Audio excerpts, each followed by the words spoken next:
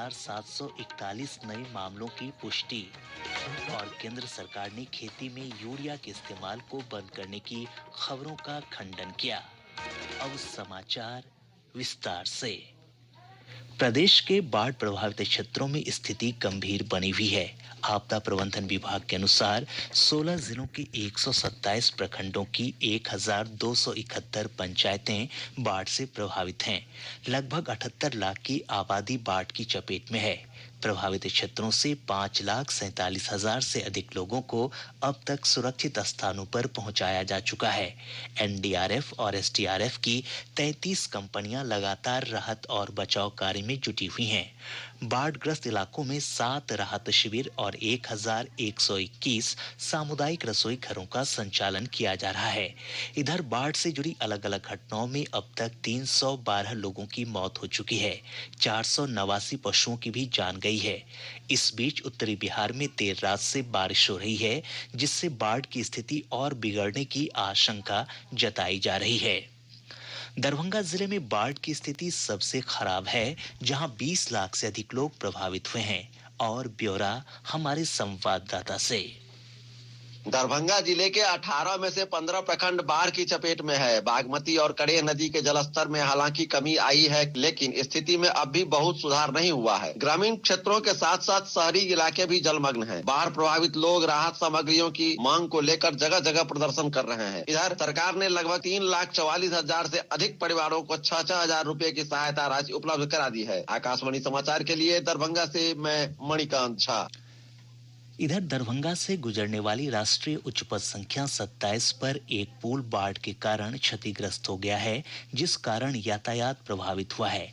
मुजफ्फरपुर से हमारे संवाददाता ने बताया है कि बाढ़ के पानी के कारण जहां एक ओर आम जनजीवन अस्त व्यस्त है, वहीं इसका प्रतिकूल असर औद्योगिक उत्पादन पर भी दिख रहा है।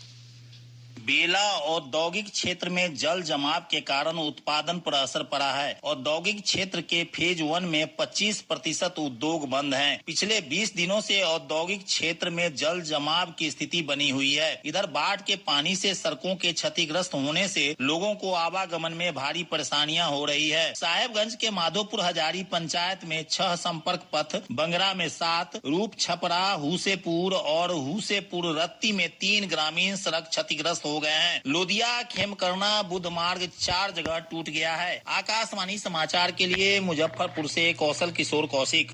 समस्तीपुर जिले में भी बाढ़ की स्थिति दिन प्रतिदिन खराब होती जा रही है। हमारे संवाददाता ने बताया है कि प्रभावित क्षेत्रों में लोगों को आवश्यक सामानों की कमी होने लगी है। जिले के बाढ़ प्रभावित प्रखंडों में लोगों की स्थिति दयनीय होती जा रही है। बाढ़ की त्रासदी के बीच कभी कड़ी धूप और कभी मूसलाधार बारिश ने परेशानियां और बढ़ा दी है। कई जगहों से कच्चे घरों के क्षतिग्रस्त होने की खबर है। कल्याणपुर, सिंघिया, बिथान, हसनपुर, शिवाजी नगर, खानपुर और विभूतिपुर प्रखंडों के 117 गाँव अभी भी जलमग्न हैं। नून नदी के जलस्तर में वृद्धि से जिले के मोरवा और सारंजन प्रखंडों के नए क्षेत्रों में बाढ़ का पानी तेजी से फैल रहा है। आकाशवाणी समाचार के लिए समस्तीपुर से मैं कृष्ण कुमार। सारण जिले के 9 प्रखंडों के 499 गांव अब भी बाढ़ से घिरे हुए हैं। तरैया प्रखंड के कई गांव में 9 ही आम लोगों के आवागमन का साधन बचा है। वहीं गोपालगंज जिले के 4 प्रखंडों में गंडक नदी कहर बरपा रही है। 70 गांव पूरी तरह से जलमग्न हैं। लगभग 4,000 परिवार अपने घरों को छोड़कर ऊंचे स्थानों पर शरण लिए हुए हैं। सिवान जिले में धमई नदी में उफान के कारण नए इलाकों में पानी प्रवेश कर रहा है। नदी का पानी बड़का गांव में प्रवेश कर गया है, जिससे 1700 परिवार प्रभावित हुए हैं। वैशाली से हमारे संवाददाता ने बताया है कि जिले के कई नए क्षेत्रों में बाया नदी का पानी प्रवेश कर गया है।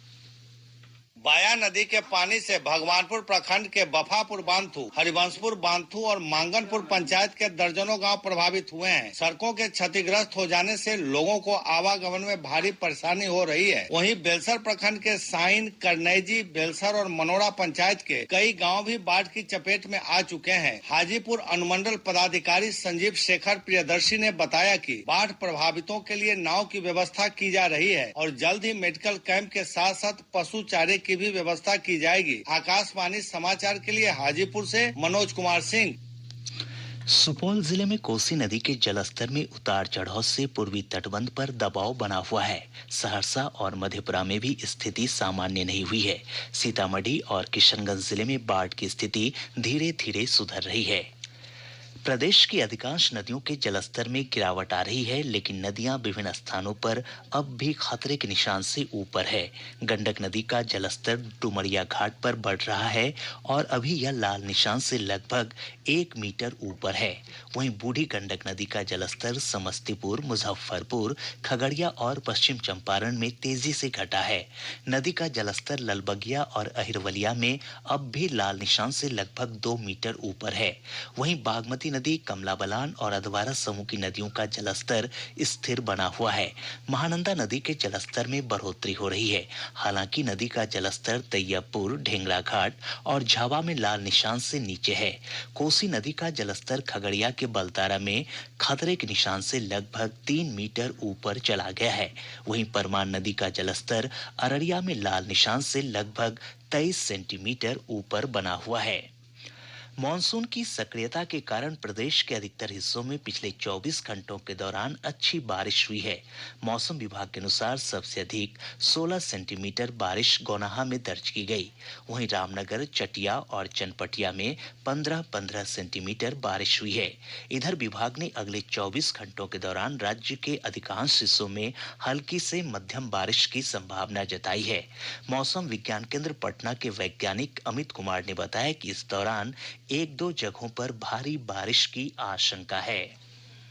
आज मानसून की अक्षीय रेखा बिहार के गया एवं शांति निकेतन होते हुए बंगाल की खाड़ी में जा रही है तथा एक अन्य उत्तर दक्षिण ट्रफ उत्तर बिहार झारखंड से होता हुआ बंगाल की खाड़ी पर बना है। इन दोनों सिस्टम के प्रभाव से राज्य में व्यापक स्तर पर हल्की से मध्यम बारिश का पूर्वानुमान है। इसके साथ तराई से सटे जिलों के 1 से 2 स्थानों पर भारी वर्षा का पूर्वानुमान है।